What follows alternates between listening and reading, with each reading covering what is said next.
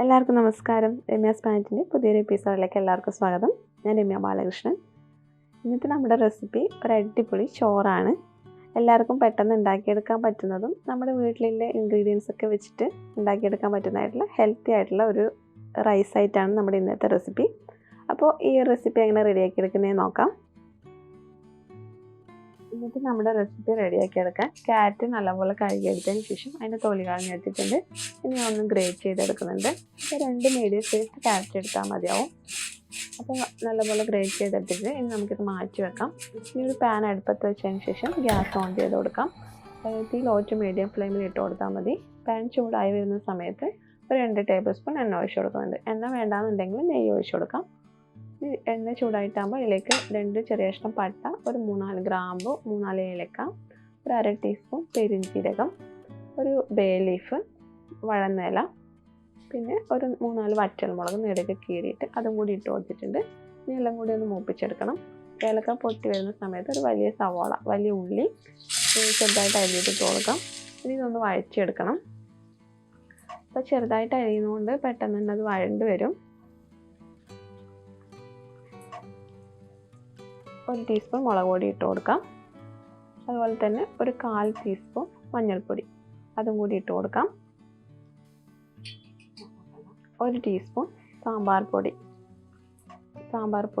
അതും കൂടി ഇട്ട് കൊടുക്കുന്നുണ്ട്. ഇത് തികച്ചും ഓപ്ഷണലാണ്, വേണമെന്നുണ്ടെങ്കിൽ മാത്രം ഇട്ട് കൊടുത്താൽ മതി. സാമ്പാർ പൊടി കൂടി ഇടുമ്പോൾ നമ്മുടെ ചോറിന് കുറച്ചും കൂടി ടേസ്റ്റ് കൂട്ടി വരും. ഇതുപോലെ ഒന്ന് ട്രൈ ചെയ്ത് നോക്കൂ, നിങ്ങൾക്ക് തീർച്ചയായിട്ടും ഇഷ്ടപ്പെടും. പൊടികളെല്ലാം ഇട്ട് കൊടുത്തതിന് ശേഷം 1 മിനിറ്റോളം ഒന്ന് മൂപ്പിച്ചെടുക്കണം. നന്നായി മൂത്ത് വന്നിട്ടുണ്ട്. ഇനി ഇതിലേക്ക് നമ്മൾ റെഡിയാക്കി വെച്ചിട്ടുണ്ട് ക്യാരറ്റ് ഇട്ട് കൊടുക്കാം.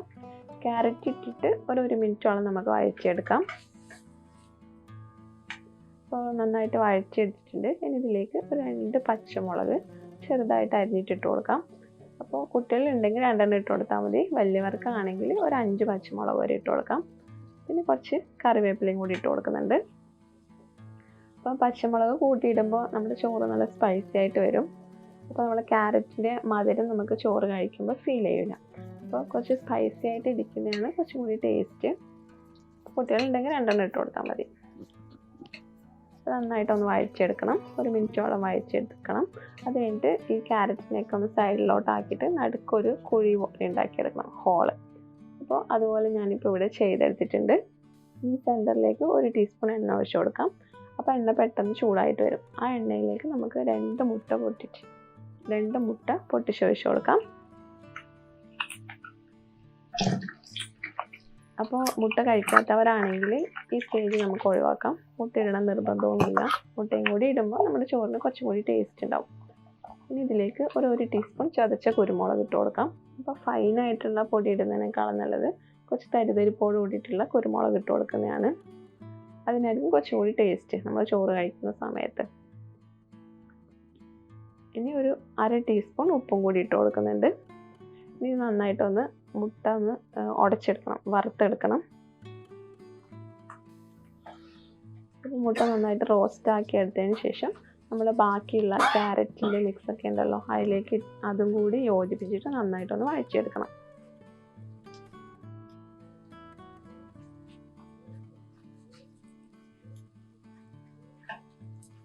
അപ്പോൾ എല്ലാം കൂടി നന്നായിട്ട് വഴച്ചെടുത്തിട്ടുണ്ട്. ഇനി ഇതിലേക്ക് 3 ടേബിൾ സ്പൂൺ തേങ്ങ ചിരവിത് ഇട്ട് കൊടുക്കാം. ഇത് തികച്ചും ഓപ്ഷണലാണ്, വേണമെങ്കിൽ മാത്രം ഇട്ട് കൊടുത്താൽ മതി.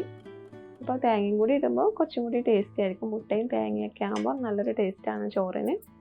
അപ്പോൾ നന്നായിട്ടൊന്ന് വഴച്ചെടുത്തിട്ടുണ്ട്. ഇനി ഇതിലേക്ക് നമ്മുടെ മെയിൻ ഇൻഗ്രീഡിയൻറ്റ് 2 കപ്പ് ചോറാണ് ഞാൻ ഇട്ട് കൊടുക്കുന്നുള്ളത്. ഞാനിപ്പോൾ ഇതിലേക്ക് നമ്മൾ സാധാരണ ചോറ് വേവിക്കുന്ന പോലെ വേവിച്ചെടുത്തതിന് ശേഷമാണ് ഇതിലേക്ക് ഇട്ട് കൊടുത്തിട്ടുള്ളത്. ചെറുതായിട്ടൊന്ന് ചൂടാറി കഴിയുമ്പോൾ നമുക്ക് ചോറിട്ടിട്ട് നന്നായിട്ടൊന്ന് മിക്സ് ചെയ്തെടുക്കാം.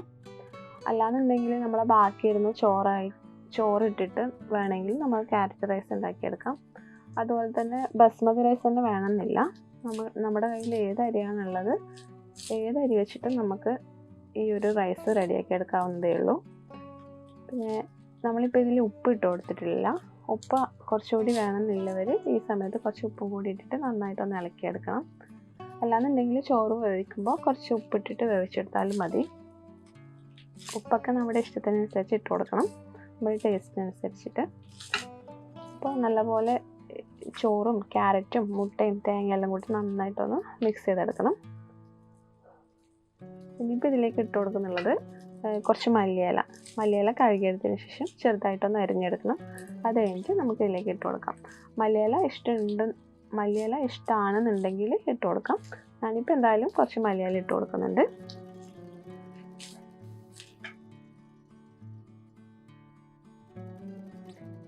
ഇനി ഞാനിപ്പോൾ ചോറ് ഇതുപോലെ ഇങ്ങനെ 2-3 പ്രാവശ്യം ഇതുപോലെ ഇങ്ങനെ ആക്കിയെടുത്തിട്ടുണ്ട്. അപ്പോൾ നമ്മുടെ ക്യാരറ്റ് റൈസ് ഇവിടെ റെഡി ആയിട്ടുണ്ട്. ടേസ്റ്റിയും ഹെൽത്തി ആയിട്ടുള്ള റൈസ് തന്നെയാണ്. അപ്പോൾ ഞാനിപ്പോൾ ഒരു സെർവിങ് പ്ലേറ്റിലേക്ക് ഇതുപോലെ ഡെക്കറേറ്റ് ഒക്കെ ചെയ്തിട്ട് വെച്ചിട്ടുണ്ട്. ഈ ഒരു രീതിയിൽ കുട്ടികൾക്ക് കൊടുക്കുമ്പോൾ അവർക്ക് തീർച്ചയായിട്ടും ഇഷ്ടപ്പെടും.